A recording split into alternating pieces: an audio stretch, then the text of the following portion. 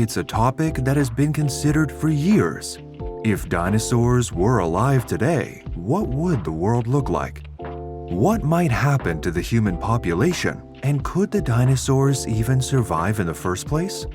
Considered at length by the Jurassic Park and Jurassic World film franchises, it's easy to picture a world where humans return to the lowly rank of prey animals, hiding in the undergrowth as gargantuan theropods stalk us for lunch. But how accurate is this really? Today, we will be exploring various theories on what might happen if dinosaurs still existed in the modern day, with and without human beings. Sit back and relax as we do something a little different. Bring the dinosaurs to you 66 million years later.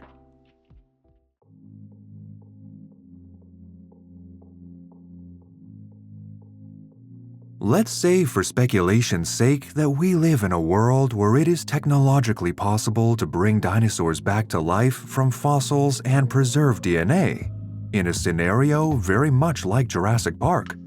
Not only would this raise numerous ethical concerns, but would also run the risk of upsetting the balance of nature should something go wrong.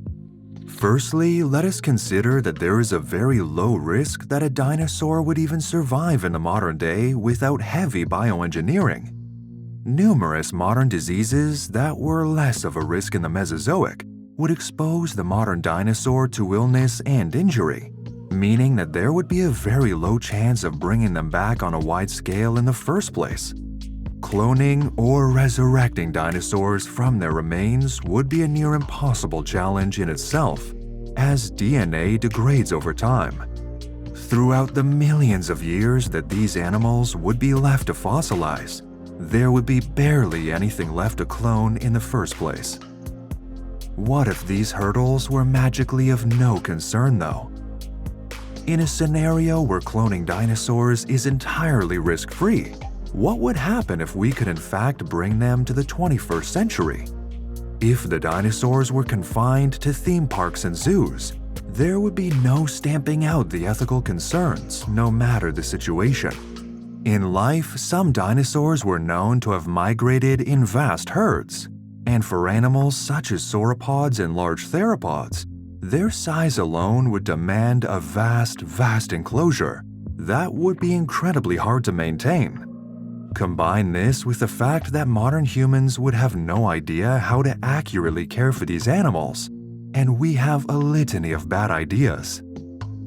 In the event that the dinosaurs manage to escape from captivity or be intentionally reintroduced to their environments, we're faced with a whole new set of challenges. Reintroducing dinosaurs into environments that are already teetering on a knife's edge as a result of modern human activity might just send them over the edge, undoing decades upon decades of environmental work by nonprofits and scientists. Modern animals would be unable to cope with the resource competition brought about by the introduction of dinosaurs, meaning that many endangered or unspecialized species would go extinct. Whereas large dinosaurs may be unable to sustain themselves on modern plants and prey, rendering them extinct once again. This isn't to say that every species of dinosaur would have a hard time surviving. If we were to resurrect small, adaptable ornithischians or theropods that would have a minimal impact on their environments, they might stand a chance. Although, seeing that we simply don't know what these animals were like in life, there would be no guarantee.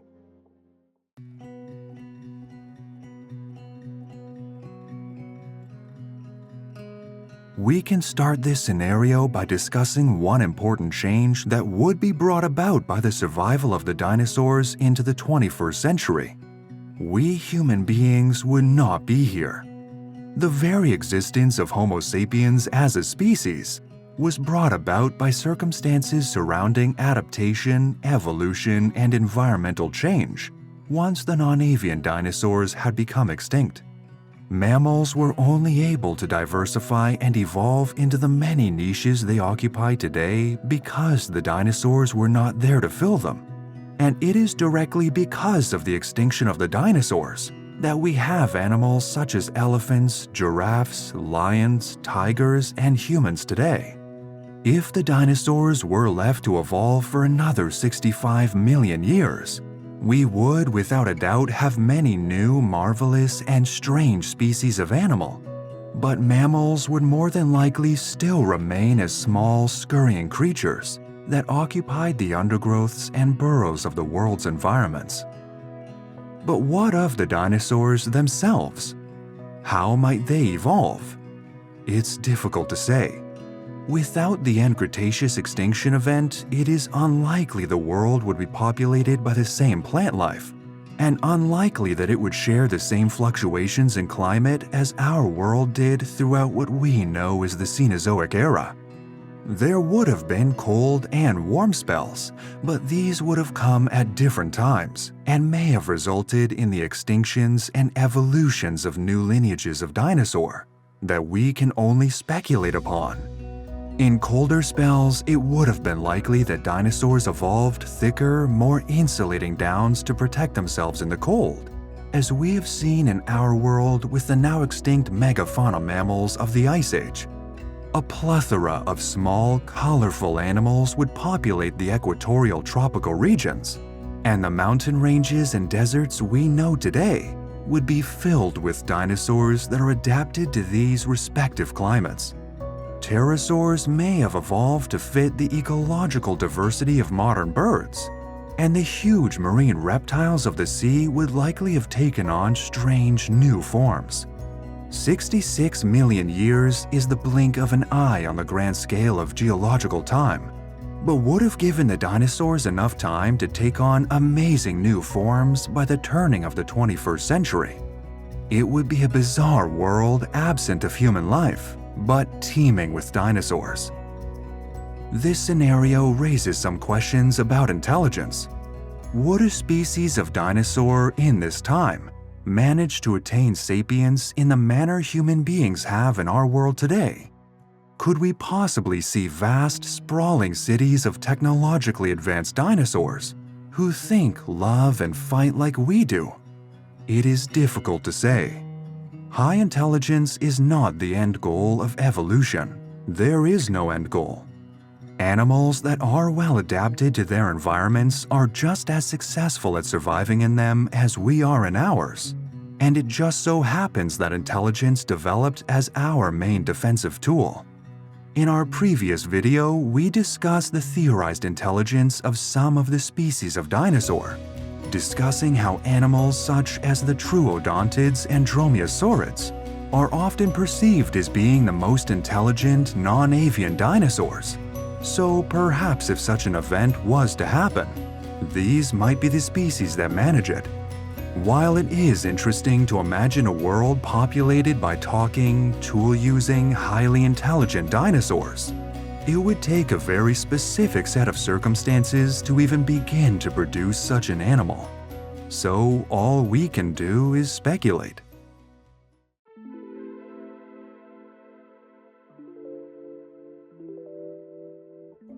In the various adaptations of King Kong, before the titular ape is brought to the United States, he thrives on Skull Island, seemingly a location that evolution forgot. When human explorers reach it, they encounter colossal invertebrates, giant bats, and dinosaurs. Deep within the jungles of this forgotten world live huge theropods and apatosaurus-like sauropods, slightly adapted versions of their Mesozoic forefathers. This is by no means the only piece of media that has revolved around dinosaurs living somewhere on an uncharted island in the modern day. Jules Verne's 1874 novel Journey to the Center of the Earth, and Arthur Conan Doyle's classic 1912 release The Lost World both center around the idea that somewhere in the depths of the most remote jungles and caves lie animals forgotten by the fossil record.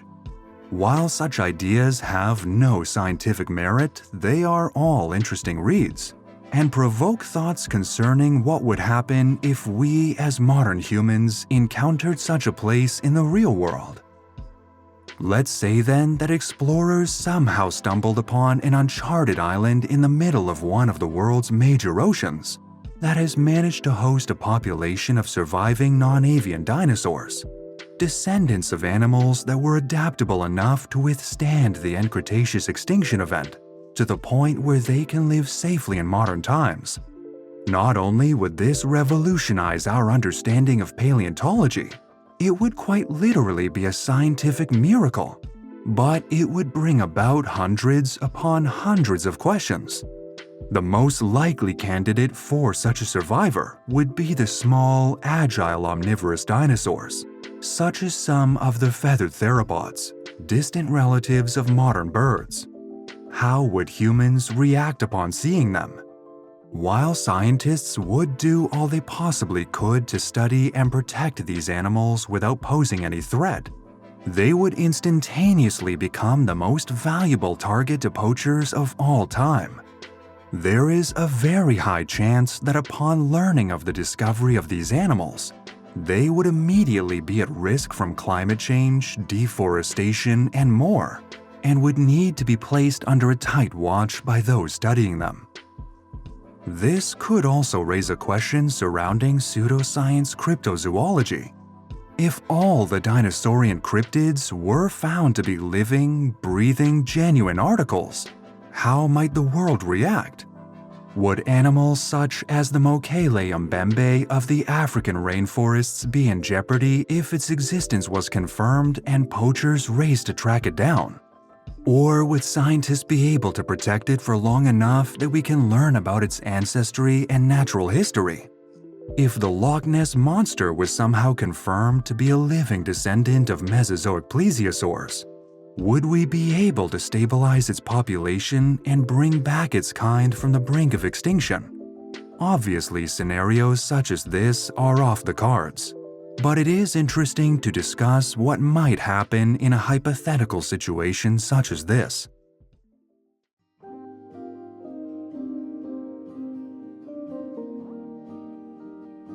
While it is fascinating to picture Tyrannosaurus rex roaming the mountain ranges and plains of Montana, or Spinosaurus aegypticus bathing in the waters of the Nile River, let's not forget that dinosaurs, albeit their avian descendants, are still with us today. Over 11,000 species of dinosaur, the birds, can be seen from our gardens, rivers, fields, forests, and coastlines. Of these, nearly 700 are endangered or critically endangered, with some species dwindling to single-digit figures due to the actions of man. If we cannot sustain the dinosaurs we have, it would without a doubt be a terrible idea to attempt to bring extinct dinosaurs into the 21st century. The introduction of the dinosaurs would bring about a series of disasters that the natural world would be ill-equipped to deal with, resulting in ecological disasters for both our animals and the ones of Earth's past. While we are still trying to mitigate the disasters of industry and human impact on the natural world, it would be wise to keep the non-avian dinosaurs in the museums where they belong.